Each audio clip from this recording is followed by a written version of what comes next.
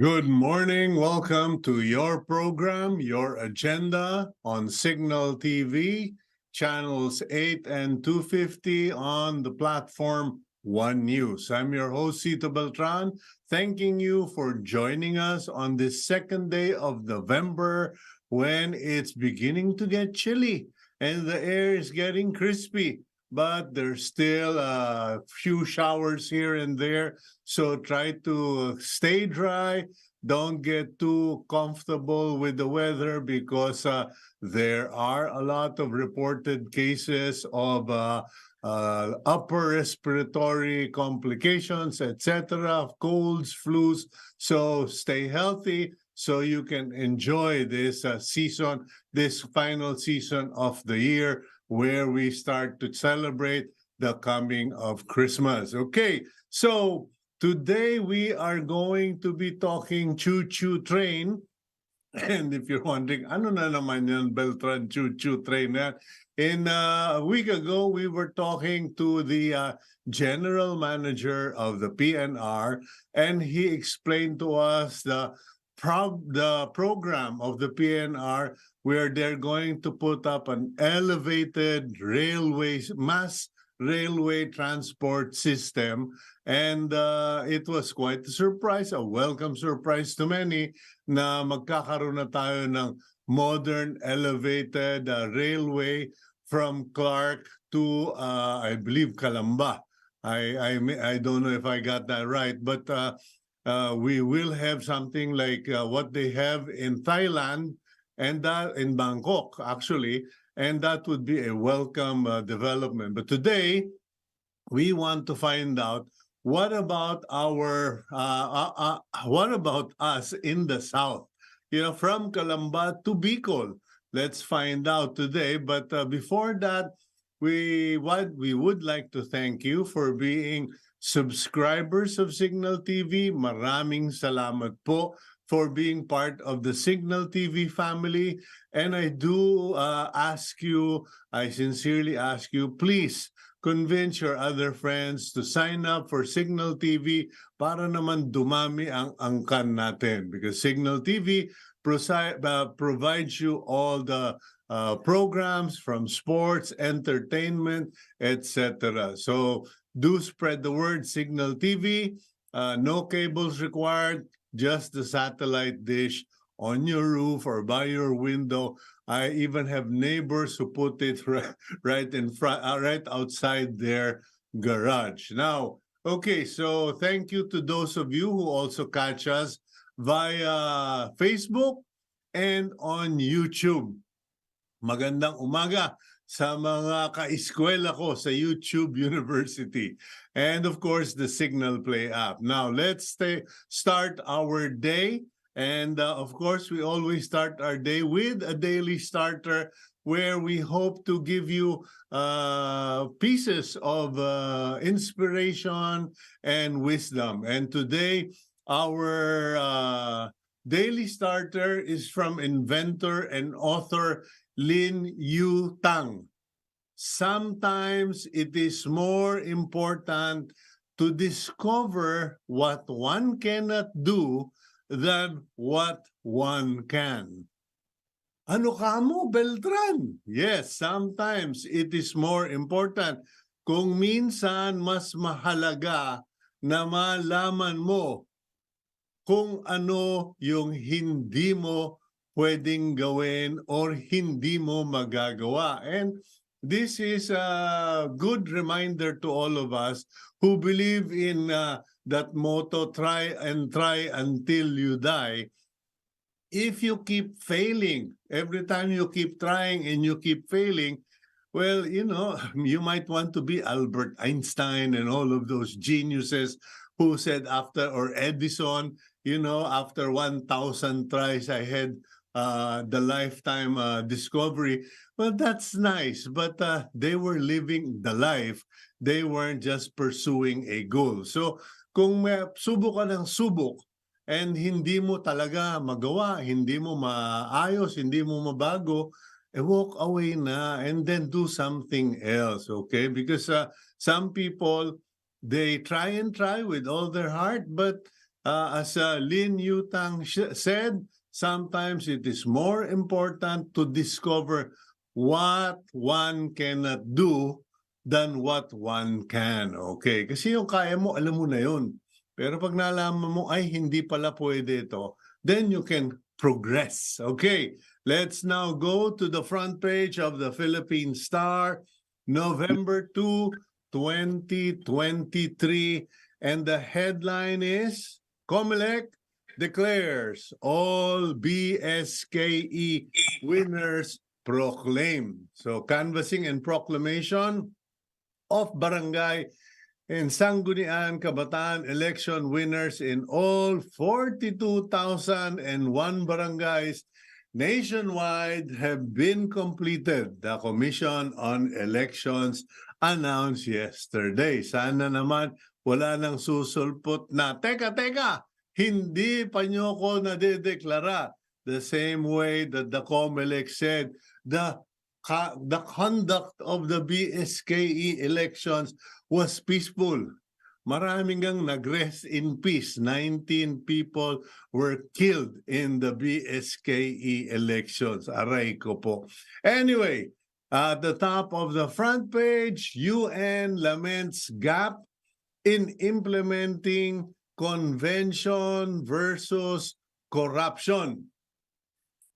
Gaps remain in the implementation of the world's first and only legally binding anti-corruption instrument, the United Nations Office on Drugs and Crimes said. Okay, kumbaga, meron na tayong pinag-usapan, meron tayong dokumento, we have the documents to abide by, but it is not being used or it has been peppered with legal holes and government failures. So we will study that better before we feature or comment it on the program. Nearly 1 million visit Manila North Cemetery despite rain. Okay, and you see that photo there on the front page of the Philippine Star. It makes you wonder. Kasi yung pong mga nicho, I don't know if that is in the North Cemetery, but yeah, I think it is. Rainy Undas. No, that is in Marikina City. That photo there. But what's interesting is, pati yung mga patay, those who have died, they are now living in condominiums, high-rise tombstones. And that is something that perhaps national and local governments should address, because this system cannot persist where we just put our dead on top of another. One on top of another. Sobra na po yan. Para nang, hindi mo, akala ko bakod eh. I thought it was a wall. It turns out they were tombstones or mga nicho. And that is a common sight all over the country, not just in Marikina, even in other places. And I commented on that in the North Cemetery, they actually had at that time, back then, 25-year plan. You can only stay in the cemetery for 25 years. After that, they ground your bones and spread it or give it to your relatives. Anyway, government urged file territorial case versus China. Former Supreme Court Senior Associate Justice Antonio Carpio yesterday urged the Philippine government to challenge China to submit to arbitration its territorial dispute over Panatag Shoal or Scarborough Shoal to finally settle which country has sovereignty. Okay. You will recall that former Supreme Court Senior Associate Justice Antonio Carpio is the lone wolf, the single standing patriot who just keeps pushing and pushing, push back on China and our territorial dispute. So all of us, whether you like him or not, should at least respect him for his patriotic efforts. Meanwhile, at the bottom part of the Philippine Star, you have photos of the tomb of Ferdinand Marcos, the first family, the presidential family, President Marcos and other family members visiting the grave of the late strongman Ferdinand Marcos at the libingan ng mga bayani in Taguig yesterday. Meanwhile, on the side of that story, BBM sends wreaths to tombs of Ninoy, Cory, and Noynoy Aquino. Yesterday, he sent 2 wreaths of white flowers to the respective tombs of the Aquino, and a lot of people reacted to that, and my only reaction is that let there be peace. However deep, however shallow, whatever, let us honor the effort of paying respects to the dead. Meron kasi dyan, imbis na galangin yung patay, merong iba dyan, there are others who actually even disrespect the memory of the dead. Now, still related to the campaign or to the elections, the barangay elections, file sources, remove campaign materials, and that is what the COMELEC has said. All candidates in the barangay and Sangguniang Kabataan elections have until Saturday to remove their posters and other campaign materials, and the last week of November to submit their statement of contributions and expenditures as according to the Commission on Elections. So by Sunday, kung sa barangay po ninyo, there are still tarpaulins, mugshots, photos, ano ang tawag nun? Photoshop photos of candidates for the BSKE hanging about. Take a photo and send it to the COMELEC para mapagalitan yung mga magaling mangampanya pero hindi magaling magligpit ng kalat nila. And a bit of sad news, okay? More Filipinos rate themselves poor. The number of Filipino families who consider themselves poor increased to 13.2 million according to the third quarter survey conducted by Social Weather Station. Now, whose fault that is would be difficult to determine, but the question is, what are we all doing about it? Not just me, you, or the government. What are we all doing about it? But the government, of course, must take the lead because this continuing increase, okay, of Filipinos who feel they are poorer is going to take a toll.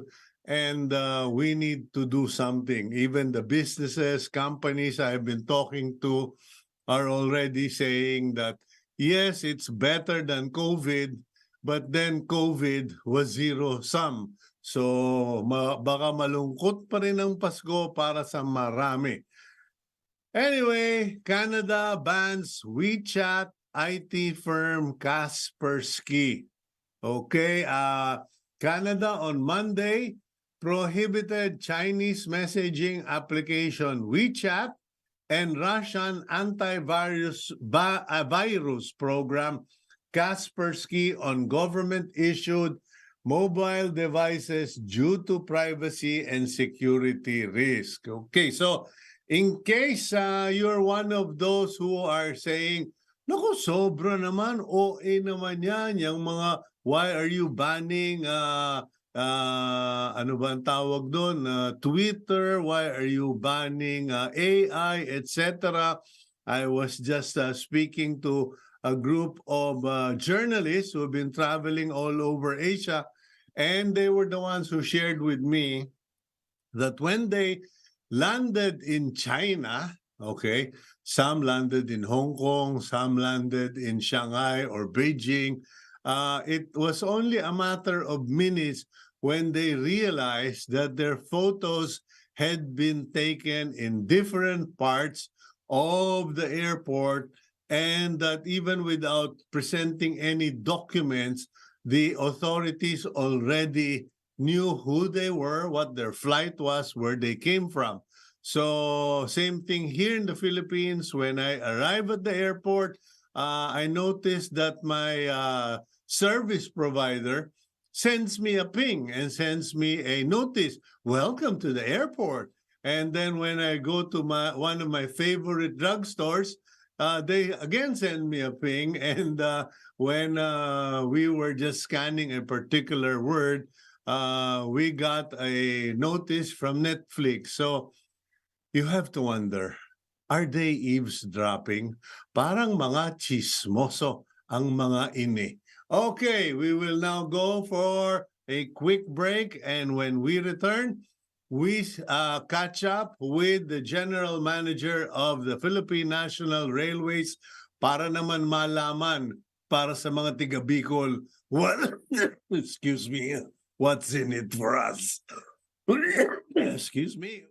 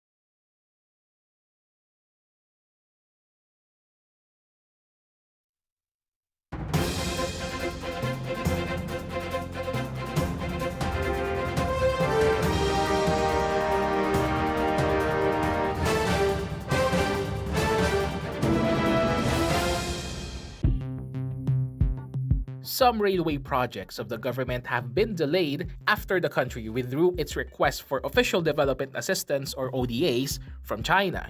This includes the Mindanao Railway Project and the Philippine National Railway South Long Haul Project or PNR Bicol. The government is already looking for other options in financing the revival of PNR Bicol.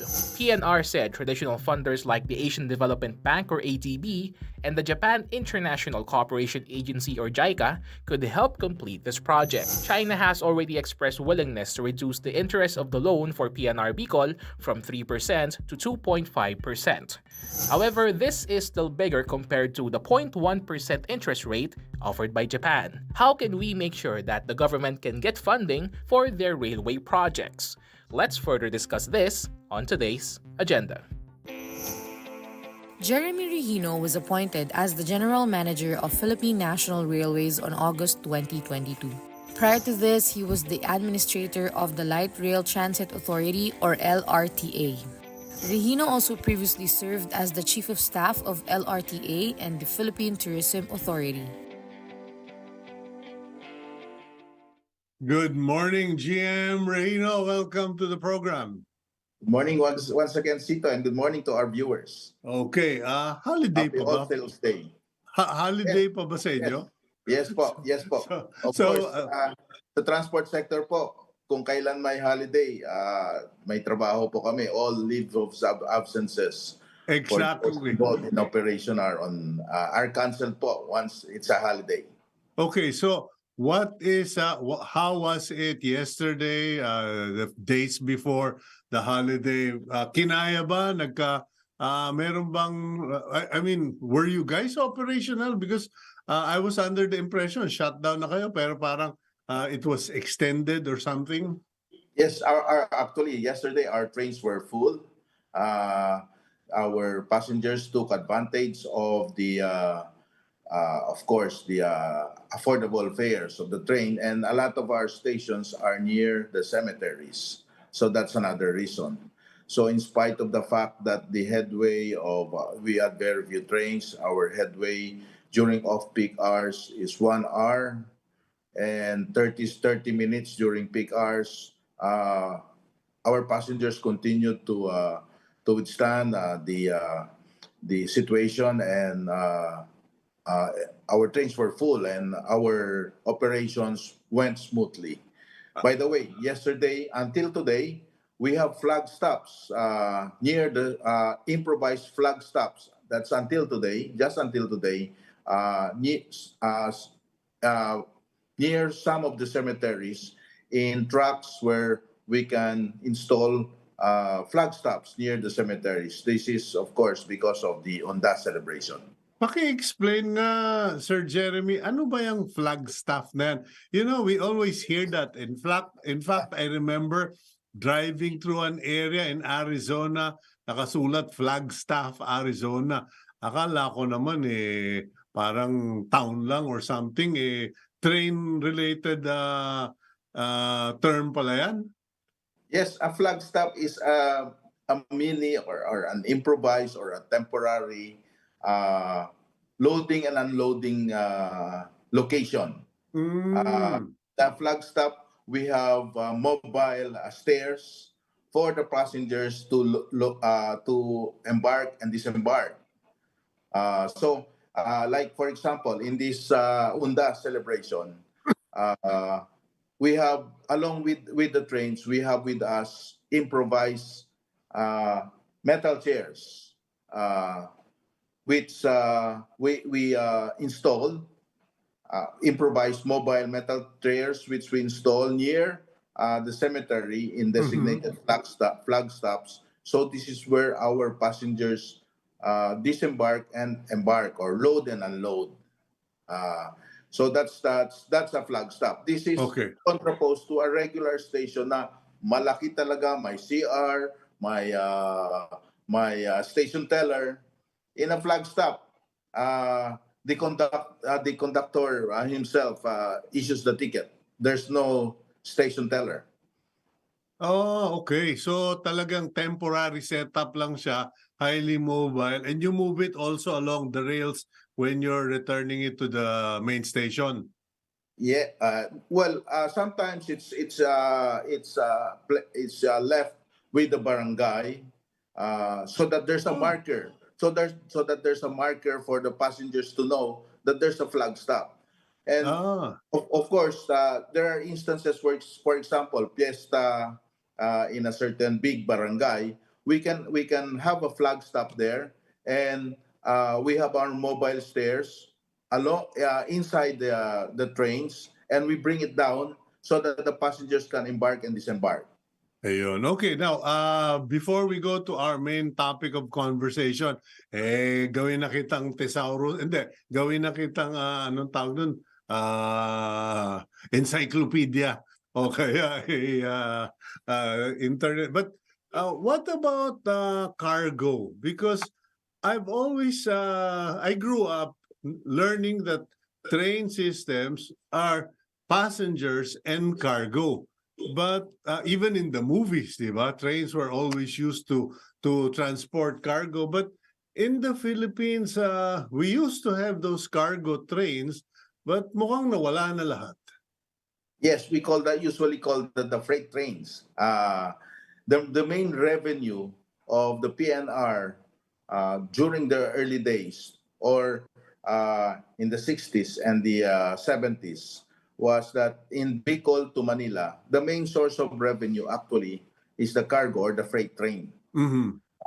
And as we all know, uh, based on our history, na medyo napabayaan. The development and modernization of our rail system was put on the back burner, and we concentrated instead on road building. So infrastructure development for rail was put on the sidelines. So that is what happened to our commuter and cargo train from Bicol to Manila. The significance of a freight train is that it reduces the cost of freight costs by as much as 30%, a minimum of 30%, because Mhm. of the again, because of the economies of scale, more efficient, um, um, um, more cargo, and less traffic. That's the advantage of a freight train. And so, in our this administration's medium-term development plan, freight Mhm. is already included.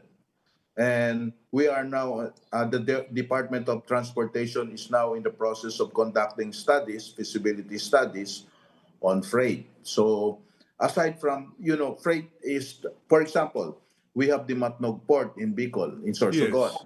We have the Batangas Port. Okay. Yes. So one way of easing the traffic is through a freight system, and that will reduce the number of trucks plying the routes, and of course the toll on our roads, because most of our trucks are overloaded. Isa pa yan. Mm. So there are so many advantages of having a freight system in a country. That's why Okay. modern countries invest in the freight system. Yeah. How committed are we to that plan? Because the reality, Sir Jeremy, is that there will always be lobbies, there will be politicians, and syempre, kanya-kanyang interest yan. The businessmen, the truckers, the companies will go to their congressmen. The congressmen will lobby or against this plan or withhold funding, etc. But if the president says, I don't care, we are going to develop this, not even Congress can stop, especially if the funding is from abroad. Now, how committed is the administration and Secretary Jimmy Bautista to this plan? Because I personally would encourage all our viewers, readers in the Philippine Star to support that because it's environmental friendly, it is profitable to shippers and to the operators of the PNR, etc. How committed are you and the government? Well, in our South Long Haul development plan, the modern South Long Haul that we are trying to push, this is both commuter and freight. Mm-hmm. So sabay ito. The freight will be in the evening. The same thing holds true with the Subic to Clark um, railway system that is being planned. The Mm-hmm. Mindanao Rail is also freight. So the Panay Rail is also freight. So the freight system, the what we are doing right now uh, is to um, include the freight system in the commuter system. Of course, if there is a need to prioritize, our priority is the commuter rail. But there's not much conflict between having a freight and a commuter type. Unlike the Clark to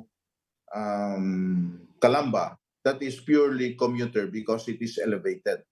A freight once Oh. when it's elevated, the structural load of a freight system is heavier than the structural load of a commuter system, Mm-hmm. especially, and we have to consider this especially in bridges. Of course, the load capacity of the bridges is more than the load capacity we see in the roads. The load capacity is a lot more Mm-hmm. for the commuter, and a lot more in a freight system because it's heavier because of the cargo.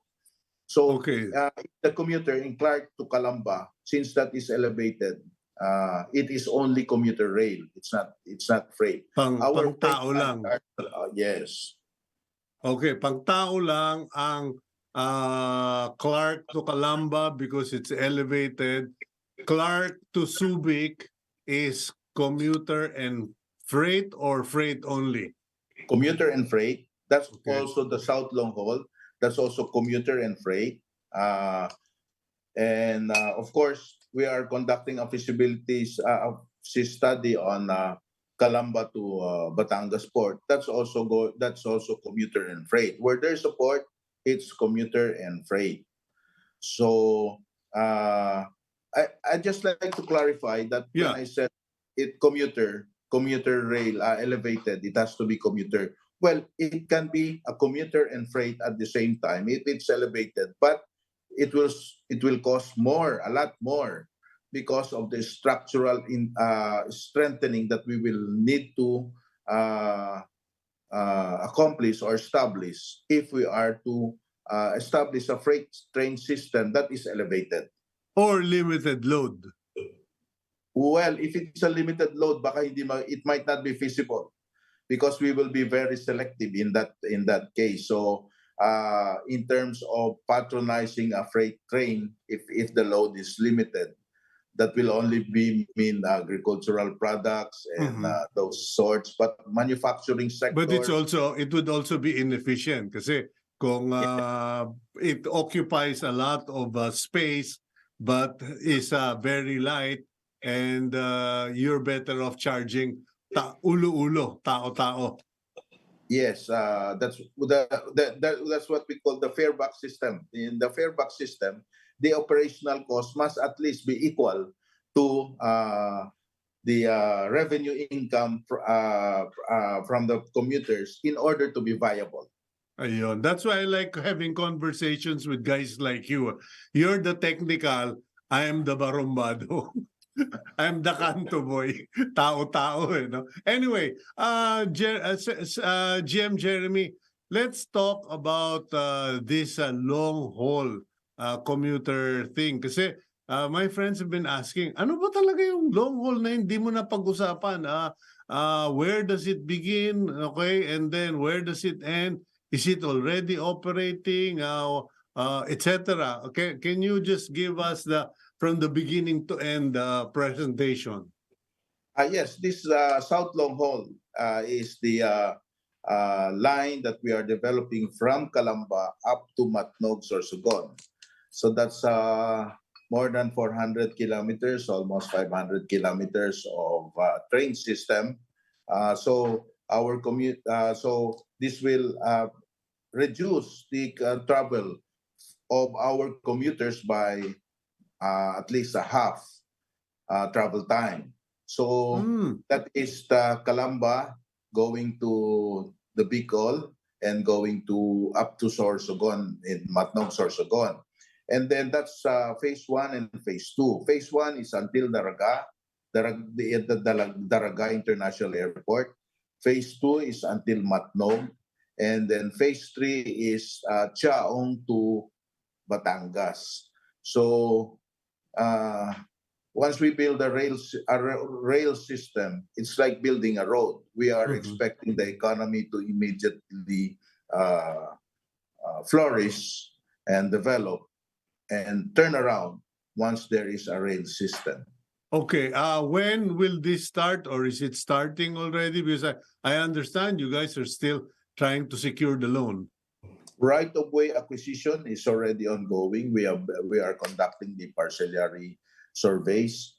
In terms of relocation of informal settlers in the existing right-of-way of PNR, uh, the National Housing Authority has already uh, started the construction of relocation site. There are the buildings and houses where our informal settlers will be relocated. But are these the area that the train is going to go through? Isn't that existing PNR property? 60% is PNR right away. Okay. 60% is PNR property. But we have to have a new alignment. Why? A little bit of technical explanation again. Our current trains running from Calamba to Bicol are the narrow gauge type trains. Meaning to say, mas makitid ho the narrower Mm. the distance between the two wheels are narrower. So Mhm. this means that they can withstand sharp curves more than the standard gauge, the wider gauge wheels. So the standard, so they since they are narrow gauge, they can enter the poblacion. So they, have a better curve. But of course, the effect of this is that the trains are slower. Okay. So, in order to make travel time easier and faster from way back south to the in the Bicol area up to the north, up to Metro Manila, we have to avoid sharp curves, and so we have new alignments. Besides, this is the main consideration. Of course, there are other factors, cost benefit analysis in order. Um, Yeah. Going through the poblacion. Well, even in car racing, the straightest line is the fastest route. So they're the same Yes. thing with the trains. Yes. So you need to create new pathways, realign or change the current path to use more modern trains. And ano bang tawag doon sa bagon sa English? Car trains. Car trains din, okay. Anyway, so it will be from Calamba all the way to Matnog. How long will it take? Where are you going to start? Well, from Calamba to Daraga, assuming the right-of-way has already been cleared, from notice to proceed, it will take 3 years.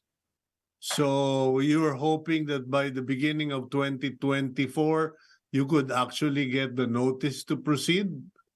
That is if the negotiations with the China Export-Exim Bank becomes successful or progresses and becomes successful. Tuloy pa ba yun?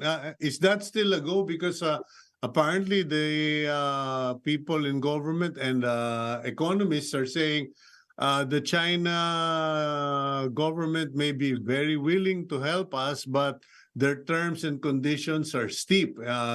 The payback or drawback, the period of payback is shorter, and the interest rates are higher compared to Japan, and there was another country mentioned, or no, Japan and I think ADB or some bank, international bank. What are your options now? Well, if as of now the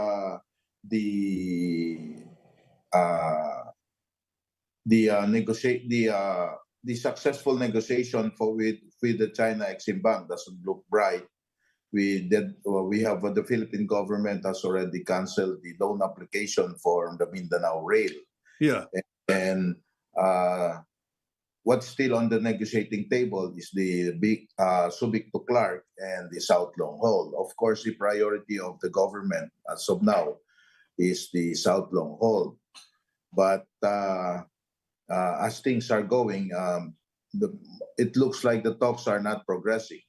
So it's a question of figures, how much interest the China Export-Exim Bank is willing to go, or how much they will be offering.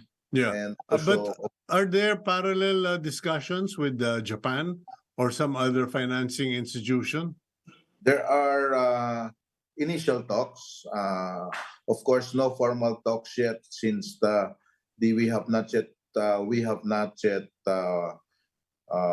formally withdrawn from our application for the loan application with the China Export-Exim Bank. So Okay. these are just informal talks.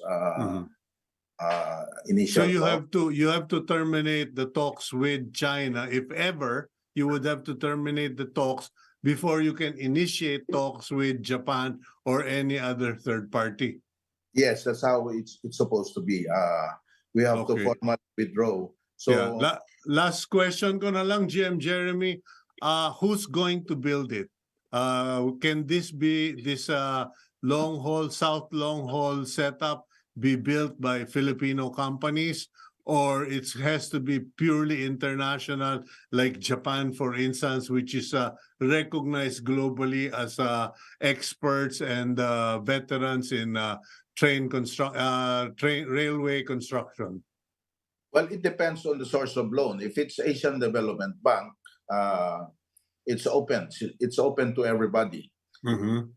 If it's a official development assistance fund from a certain country, like for example Japan or Korea, then there has to be Japanese or Korean content in it.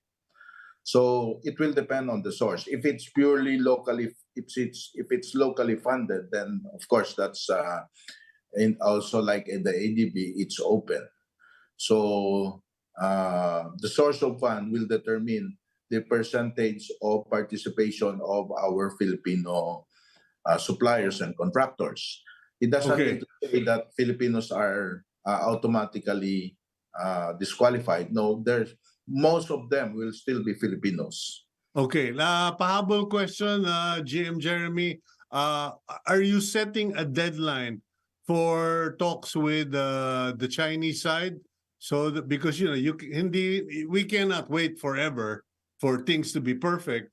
There has to be a cutoff point. Is there a cutoff date for this deal to go or no go? Yes, the Philippine government, of course, has a timetable for this. I'm sorry, but I'm not privy to disclose a timetable. That's up to our Philippine negotiators to do.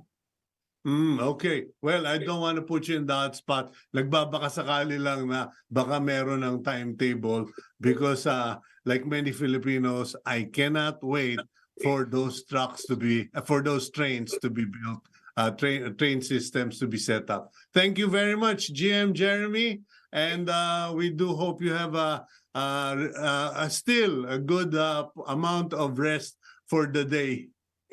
Same to you, Cito, and same to our viewers. Good morning again to everybody. Good morning. God bless you.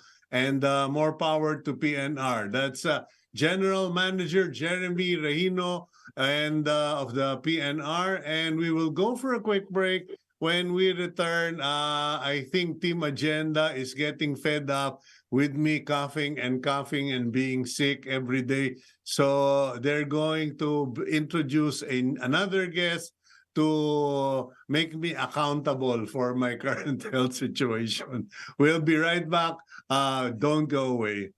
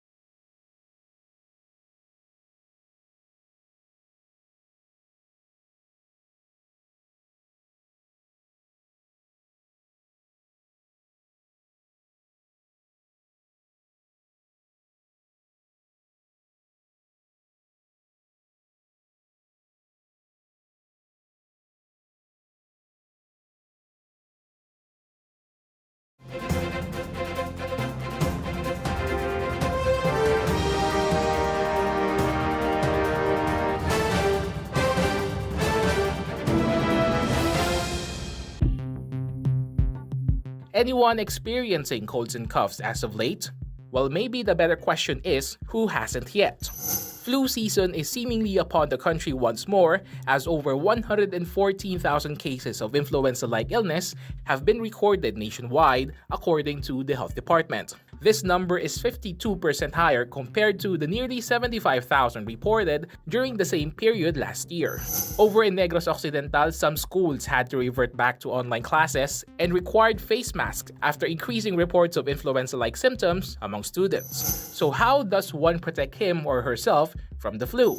One of the best ways is, of course, to update your flu vaccines. Making sure you get your updated flu vaccines significantly lowers the risk of contracting the virus. Along with that, keep your immune system strong with a healthy diet. What are the other best health practices should Filipinos take care of? Let's find out on today's agenda. Dr. Dex Macalintal is a registered nutritionist, dietitian, and a lifestyle medicine physician. He earned his degree in medicine from De La Salle Health Sciences. His specializations include lifestyle medicine, clinical nutrition, primary care, and obesity. In 2020, Dr. Macalintal topped the Diplomat Board examination in lifestyle medicine. Currently, he is the president and CEO of Lifestyle Med Manila, a medical group providing lifestyle medicine services. Good morning, Doc Dex. Welcome back to the program. Yes, sir. Thank you for having me. Maraming Okay, salamat din po sa mga nanonood sa atin. if you were monitoring earlier, it must have been evident that I am catching my breath and gasping and coughing so much so Yes. na I think Team Agenda decided to call in a doctor. Yes, sir. Ito kasi, Oh. sir, itong mga influenza-like illnesses, this has been here, no? Nakita nga natin sa report natin kanina, 45% yung increase nito from last year. So mataas talaga. Marami talaga. Dito pa lang sa newsroom natin sa TV5, marami na nagkakaroon talaga sa atin. Okay, I had to finally submit my will to a physician early last week. Actually, I saw a pulmonologist at the Rizal Medical Center, and he shared with me that in the last 6 months, many people like me who have COPD or yung ano ba yun? Chronic obstructive pulmonary chronic- disease. Yeah, chronic obstructive pulmonary disease have been stable. Kumbaga, kayong mga perpetual hikain, perpetual may tama sa baga, we were all stable until the last 3 weeks. And he said they traced it back to the beginning of that smog that happened in Metro Manila. Yes. Parang it was a major trigger daw. But based on the video of Agenda, it's not just in Metro Manila. Apparently, even in Negros, they had the Yes. same problem. Yes, actually, because this influenza-like illness is a non-specific respiratory illness. So, maaari talagang tamaan itong ating baga, no? So, kaya pagka merong trigger, lalo nito bago itong smog na to, maaari talagang mag-trigger po yung mga ubo-ubo natin eh. So kapag ganyan, maaari ding magkaroon ng iba pang mga infeksyon. At kapag nagkaroon ng infeksyon katulad ng mga secondary bacterial infection, that is when hindi na siya kaya ng sistema lang natin na i-put off, no? So diyan kinakailangan na natin ng mga gamot. That's why if you're experiencing shortness of breath for a few days, masakit na yung pag-ubo, masakit sa dibdib, kinakailangan magpatingin po sa doktor kasi baka meron na tayong bukod sa viral infection, baka meron na rin po tayong bacterial infection. That's why kinakailangan na dyan ng iba pang mga gamot. How do you know that it's that serious? Kasi hindi ko naman pinapansin. Umuubo lang ako. Sabi ko, Yes. may asthma lang ako siguro. And then, the other night, medyo pinagtitripan ko lang yung anak ko. Ginagaya ko na si Darth Vader. Yung, Luke, I am your father. But I really felt like para ako na waterboarding eh. Na parang puno ng tubig yung bag ako. How do we know that Oy, hindi na biro yan. Hindi na yan Mhm. ubo-ubo lang. Yes, kapag mababa na talaga din yung kapag nahihirapan na din talaga tayo huminga at saka nagkakaroon na rin talaga tayo ng pasakit ng dibdib, yung plema minsan nagbabago yung kulay, nagkakaroon ng color yellowish to greenish, minsan yung iba nagkakaroon pa ng dugo sa plema nila. So kapag ganyan, it's not something that you can put off, no? Kapag ganyan, kinakailangan magpatingin sa doktor kasi nga baka po mayroon pang ibang mga impeksyon na nagkakaroon kayo. Kasi tandaan natin sir, kapag po ganito lumalamig, no, nagkakaroon talaga ng mga viral infections because the viruses are thriving on lower temperatures.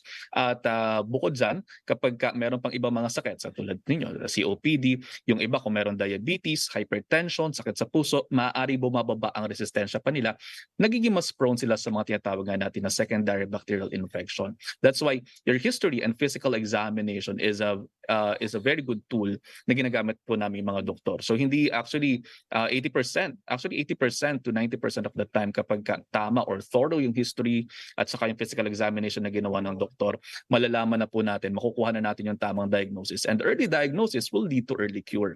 That's why kapag yun nga, no, okay lang yan, nilalagnat-lagnat ng konti, inuubo-ubo ng konti, pero kapag mahirap ng huminga, masakit na yung dibdib, magpatingin na po tayo sa doktor. Okay, one thing I heard and I noticed myself, these coughs, this rhinitis, they're not accompanied by fevers. Kasi sa atin, historically, pag nilagnat ka at may ubo ka, trangkaso na yan, or there's a muscle pain, joint pain. But now, it's just purely respiratory without fever or joint pain. What does that tell you? Kapag ganun, sir, maaaring respiratory lang talaga yung problema. But then again, kahit walang fever, hindi natin masa-single out na walang bacterial infection or walang viral infection. Kasi yung respiratory illness natin, even if just respiratory yung ating nakukuha, no, maaari pa rin talaga na viral infection yan. So kasi yun yung most common din na nakukuha natin sa kapag mababa yung temperatura. Madalas nagkakaroon talaga ng respiratory illnesses. Pero yung fever, hindi laging ganyan, hindi laging merong fever. Yung iba, walang fever pero may bacterial infection na pala. Kasi nakakaya pa ng immune system natin na labanan yung infection. Pero kapag nagka-fever na, so yes, maaari talaga po na mas bumababa pala talaga yung resistensya. Or there is really something that your body is fighting off. So kapag ganun, yun nga yung cue ninyo. Kunyari, ngayon, okay ka naman, wala namang problema, tapos biglang nagkalagnat, yun na, nagka-joint pains, nahihirapan na, maaari po talaga na kinakailangan talaga natin ng intervention na ng doktor natin. Okay. This is the part where things get ugly because I am in a mixed race marriage and my wife is from Europe, so they're not very pro-antibiotics. Nagkasamaan na nga ng tingin kagabi dahil umiinom na ako ng antibiotics. Now, unfortunately, we Filipinos, I haven't drank antibiotics for years. And I can say malakas naman ang katawan ko. But my doctor said, Cito, you better take the antibiotics because mukhang hindi yan ubo-ubo lang eh. So anyway, Filipinos love to take antibiotics. Filipinos self-prescribe. Yes. Mabuti na lang ngayon naghigpit na sa mga drugstore. Hindi ka na basta-basta makabili. But what's your opinion regarding antibiotics? When, if ever, would you prescribe it to a patient? Well, ang antibiotics naman po kasi talaga, we only prescribe antibiotics if the etiology of the disease or the cause of disease is bacterial. So kung yan ay viral, we don't give out antibiotics. Usually, nakasanayan po kasi nung unang panahon na yung mga GPs natin, no, na mga general practitioners natin sa mga baryo-baryo, kapag nakita nila na pag nakita nila talaga na mukhang bacterial infection, nagbibigay na ng antibiotic. Pero history has it na yung mga pasyente natin medyo makukulit, ganito din naman yung naramdaman ko noon, mag-antibiotic na ako. Yun yung nangyayari. Pero kung makikita natin, kaya nagkaroon ng resistance to antibiotics yung mga bacteria natin dito sa Pilipinas. Not only the Philippines but also the whole world nakaka-experience ng antibiotic resistance or ng antimicrobial resistance because of that practice. So We only give out antibiotics if there is really signs of your bacterial infection. Kunyari sa tonsils ninyo, merong na nakikita, nagkakaroon po ng yun nga yung nagbabago talaga yung kulay ng plema ninyo, meron ng may ibang kulay na yan. There are signs naman na check natin. If it is really pneumonia, your vital signs would tell us if you have pneumonia na bacterial or not. So, yun po yung ginagawa namin mga doktor. Okay, you're a lifestyle expert, you're in lifestyle medicine. Let's now get away from the pharmaceutical. Yes. Let's go to the lifestyle. Quickly, what are your recommendations? Because may mga nagsasabi, pare magpa-araw ka. Sabi ko, lagi na nga ako nasa araw etc. Then some people will say, oh, drink the juices, calamansi, etc. What do you recommend? 5 bagay. This is what we call as the 5 pillars of health. Una is proper food intake. Take more of your whole foods, a plant predominant diet. Doesn't mean that you have to be vegan or vegetarian. Just around 70 to 80% of the time you eat more vegetables, more fruits because of these antioxidants that you get. So these antioxidants, for the purpose of a discussion, para silang mga nanay at tatay na nagbibigay sa kanilang mga anak ng pacifier, no, kapag nagwawala na sila. So parang ganon. Kapag kasi yung katawan po natin na nagkaroon ng mga free radicals, no, yung mga toxins na nakukuha natin sa environment, bumababa yung resistensya, nagkakaroon itong mga free radicals na ito naninira ng katawan. So itong mga free radicals, these are oxygen species na nawawalan ng kapares. So naninira sila ng ganon. So yung pares na hawak nila, dapat mapantayan yon. So these antioxidants give out those electrons para makatulong sa kanila. So eat more fruits, vegetables, whole grains, nuts, seeds, and legumes. And then exercise. Kasama sa exercise is deep breathing exercises, lalo sa ngayon. So yung deep breathing exercises, we just follow the 4-7-8 rule. Breathing through the nose for 4 seconds, and then hold it out for 7 seconds, and then breathe out through the mouth for 8 seconds. So you just count that way. And then have your exercise around 30 minutes of moderate intensity exercise daily. Kahit magsimula lang ng walking yung mga kapatid natin dyan. And then we also have, and then that walk will become a jog, and the jog will become a run, and the run could become a marathon in the long run. Number 3 is sleep. Kinakailangan po talaga ng tamang pagtulog. So yung pagtulog natin, kinakailangan around 6 to 8 hours a night. So para makatulong sa pagre-repair Pero ng body. Doc Dex, is that still realistic for guys like me? Marami sa amin kung matulog parang manok eh. Yes. Paputol-putol, you know, and they say it's with age, Cito. Don't expect to get 8 hours. Yes. So sa mga age po natin na ganyan, kahit mga 4 to 5 hours, okay pa, napapatawad pa eh. Lalo kapag nagkakaroon yung iba, kunwari sa mga lalaki, sa ating mga lalaki, lumalaki yung prostate, minsan kinakailangan mag-CR at night, na bumabangon, tinatawag natin na nocturia. Kung may diabetes din po yung pasyente, maaari din magkaroon ng nocturia. So we have to monitor as well yung mga blood sugars natin dyan, at saka yung ating iba pang mga disease status, yung mga kung may hypertension, we have to monitor them. Some people I know don't drink water na lang. They say, hindi na lang ako inom ng tubig para hindi ako jingle sa gabi. Yes, Is that a good sa thing? gabi. Yes, sa gabi. Ang suggestion is around 2 to 3 hours before you go to sleep, uminom na kayo ng tubig. And then, iihi muna bago matulog. So yun, madadrain nyo na yung bladder nyo. And then, parang fasting state na siya hanggang sa umaga. Yun. Okay. And then, kasama pa rin sa 5 pillars of health is substance disuse, o tanggalin po yung mga bisyo, walang mabuting magagawa yan sa mga buhay ninyo. At saka panghuli na ay iwasan ng stress. No? So stresses actually lower down your immune system. Kasi kapag stressed yan, nandiyan yung mga stress factors, nandiyan yung fight or flight response, kaya nagkakaroon ng mas mataas din minsan na blood sugar, kaya hindi maganda din ang stress natin. And lastly, yung pagpapaaraw talaga, malaki po yung tulong kasi yung vitamin D natin na-activate lang siya through the sun. So it really helps yung pagpapaaraw. Yes. It really helps, and it really pays na magpaaraw po tayo, kasama pa talaga yun. Okay, well, Doc Dex, thank you for giving us a quick run-through of what we can do.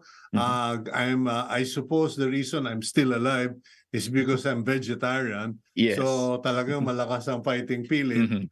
But at the end of the day, don't push your luck, as the saying Yes. goes. So Mhm. thank you, Doc Dex Macalintal. Anytime. And we do hope to have you on the program in the future. Kung may programa ka naman dyan or mga topic for conversation, let us know, Sure, because sure.